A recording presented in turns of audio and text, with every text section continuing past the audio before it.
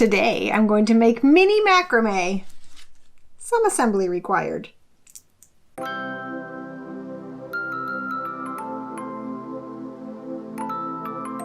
Hello and welcome back to my channel. Today I thought that I would make mini macrame. I don't know, it seems like fun. So I have craft twine. It's about 1 millimeter thick. I got this at Michael's. Some little hoops. I got sort of a pack of a bunch of different sizes. Some tape, a ruler, and scissors. I feel like that should be everything that I need. So I have 2 ideas. One is just sort of a plant hanger, but maybe I'll try to do it differently than usual. Maybe sort of more of a wide, relatively speaking, a wide bottom, more of a plate or a tray rather than a little pot. And the other one is sort of a practice for something that I want to make big, but I thought, let's see what it even looks like before I make a giant one. If it's ugly, at least it's better to know it now. And then I can try to make it not ugly. Less ugly? I don't know.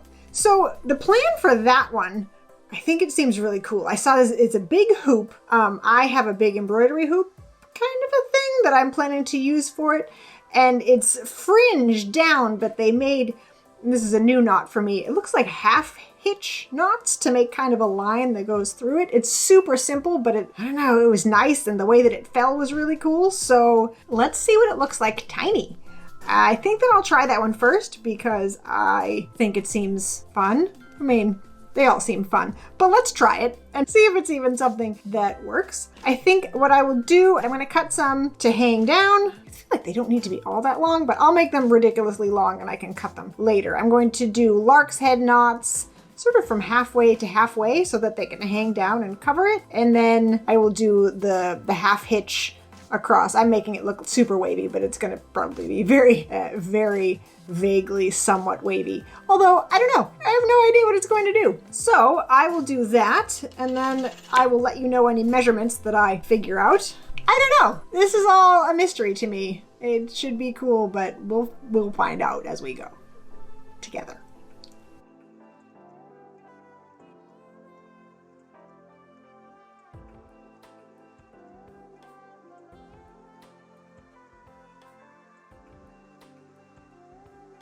So I am using 15 pieces of twine, I guess. They're each 2 feet long. So 15 2-foot pieces of cord, and I've put lark's head knots all on my ring, like on the top half of the ring. And let me tell you, just for reference, my ring appears to be a little more than 3.5 centimeters in diameter. So if you would like to scale that up for whatever size you're working on, more power to you. I do trial and error for mine, so we'll see how that looks. I am going to flip these all so they go, oh, that's cute. Flip them all so they go down.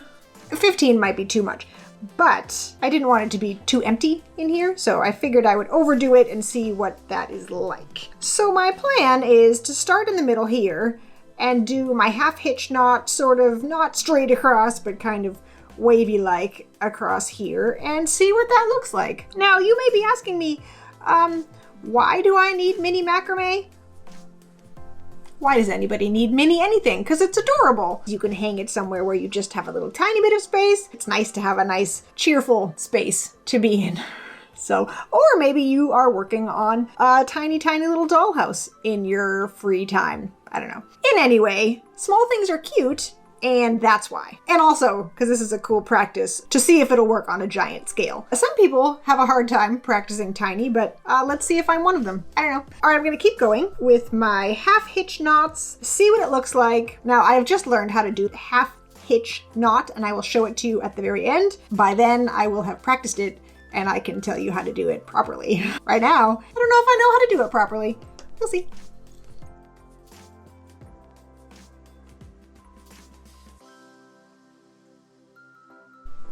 Okay, I am probably not even halfway across, and I'm realizing my knot section is almost all the way to the end. I think since I'm using more cord than I would normally use if it was flat across, since it's curved, I think that I will take these out and try again a different way.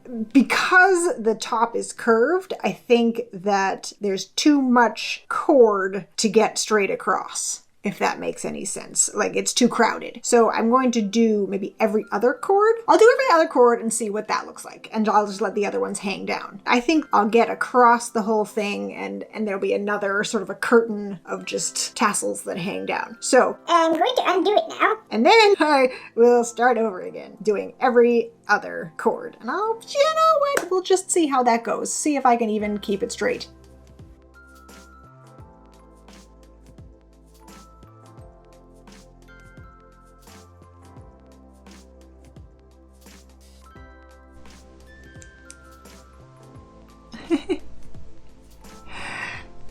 That's pretty cool. Probably would be cooler on a bigger scale, but it's certainly interesting to see how to make it, I guess. I think also if I were going to make the bigger one, which I probably will, if everything was hanging, I think we would get less of the weird, not quite straight stuff at the top. That's okay, because this is sort of a sample. So then, you know, you could decide how long you want it, snip it, and then unravel, I guess.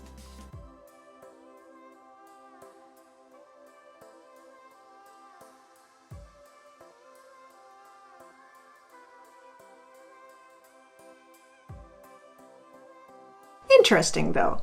Something to think about before I make my big one.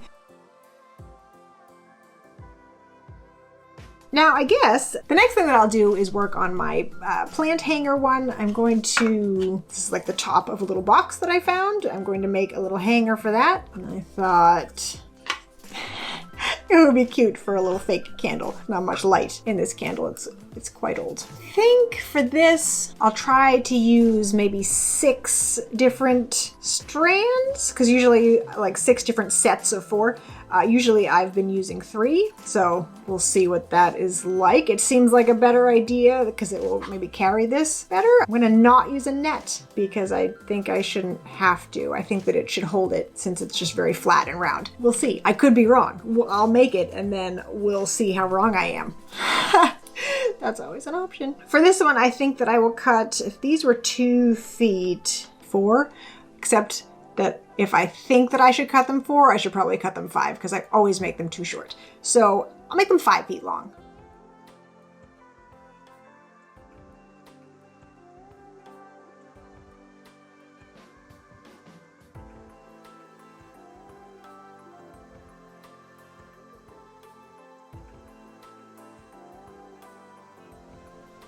All right, so I have my 6 groups of 4 strands each, all laid out, and I measured with my little cup here, and I think that it should hang about 9 inches. I'm gonna say that these should be about 9 inches long, each set of knots.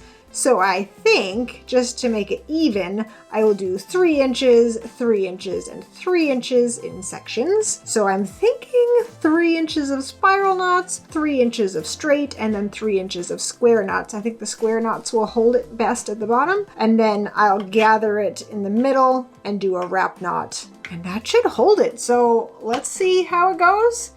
And I might not be able to do all of the knots right now, so the next time you see me, I could be wearing something different, hopefully. It's gonna take a lot of knots because the cord is so skinny, so that'll keep me busy anyway.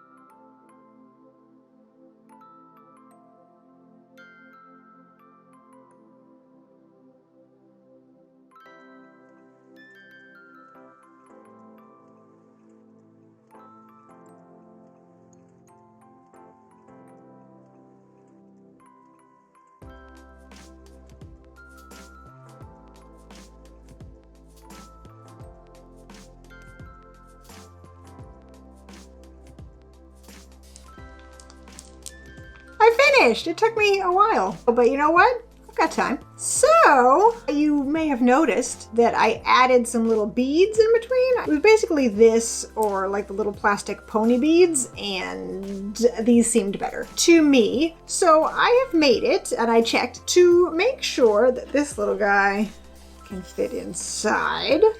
So it can, which I'm a little surprised.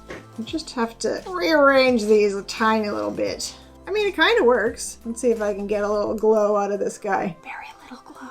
And then, you know, you just sort of arrange these a little so it hangs. Cool. Now, if I were going to analyze and say what I would do differently, I would probably bring these way down to the bottom. I think they'd look cooler down there. They're fine where they are. All I did is I just made a square knot above where I wanted them to be, slid them on, and then a square knot underneath, and that just holds them in place. It's pretty easy. I wasn't sure how it would work. The hardest part was getting the thread through, but there are a lot of different ways to do that. My way worked fine, I guess. So now I just need to find a cool place to put this guy.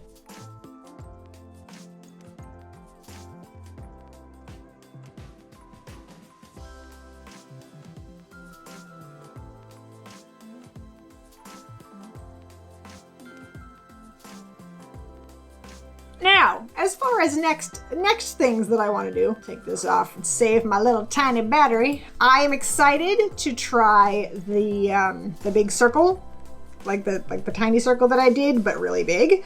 That is maybe not going to be next, but I'm definitely working towards that. And I want to do like a wall hanging where just all kinds of crazy knots hang down. Not so much supporting a plant or doing anything except for being pretty. So those are the two macrame things that I want to try next. Stick around for that. If you enjoyed this little exploration of teeny tiny macrame, definitely make sure that you are subscribed, because you never know what kind of crazy stuff I'm going to come up with next. I mean, really, who knows? And click the little notification bell, because especially since we are all stuck in our houses right now, I will probably be going live at some point. I still haven't figured out our daily schedule yet. As I figure it out, I will make plans to do some sort of a live something or another. So if you like the video, give it a thumbs up, do the subscribey things, click all the buttons, and I will see you next time. If you are interested in learning the knots, stick around. I will put them after all of that part. So I will see you next time. Thank you for watching. Bye. All right, so I've got two cords here. They're cut to the same length and they are folded in half. So I will try to show you with these cords all the knots that I used in today's video. So the first that I will show you is the lark's head knot. So you just take your foldy bit, put it over whatever you're attaching your cord to, and then pull the rest of the cord through. Tighten it up. Zip. And do the same with the other one. Pull it tight. All right, now you have 4 cords on your whatever it is. These inside cords we're not using right now. They'll just be the inside of the knots.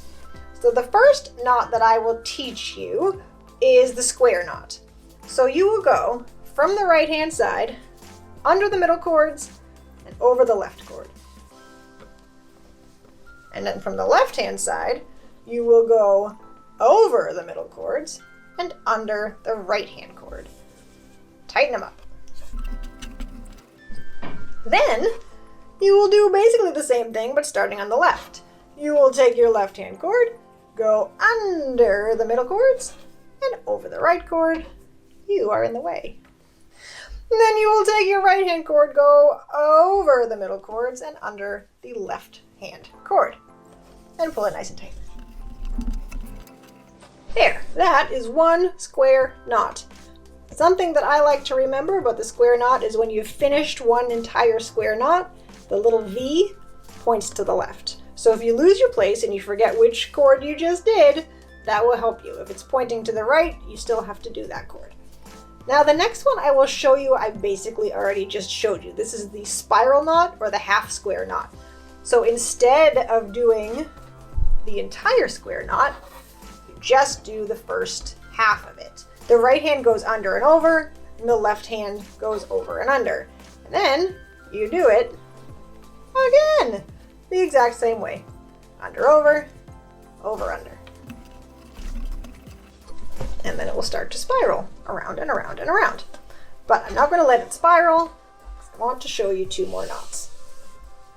So this knot is the half hitch knot, and that's the one where it works okay with 4, but I can show you the basics. So this guy on the left is going to be the one that we're doing our knot over. So this guy will go first, go over our working cord and under.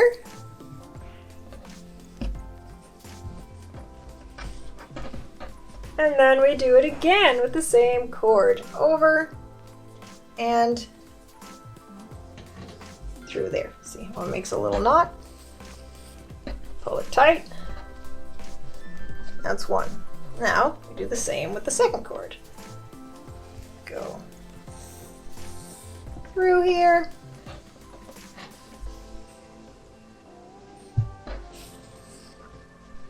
Then we do another one to make it a knot. So you go over the big cord and then make a knot. Pull it tight. Now this cord is really, really thick, so it needs a little convincing.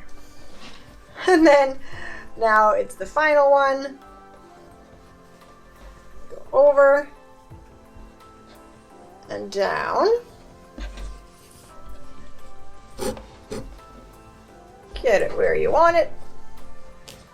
And then again, over and through to make the knot. So this works a lot better and it looks neater and more lovely with more cords and thinner cords. But I wanted to show you with big cords so you can see them. And finally, I think you can still see down here. I'll shove it up a little bit. A lovely wrap knot to end it off. So you'll take the end, bend it over.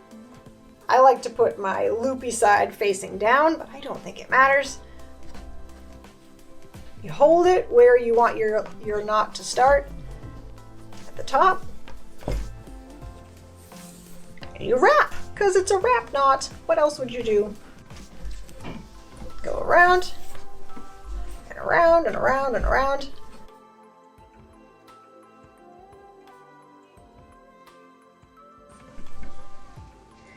So when you reach the loop at the bottom, you take your extra, which if you've been wrapping around, stick it through the loop, which is hard with one hand. Ugh, got it.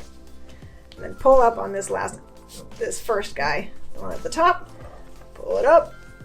Now, with your scissors, give it a little snip. Snip the bottom. Yes! All right, so not beautiful, but those are the knots that I used today.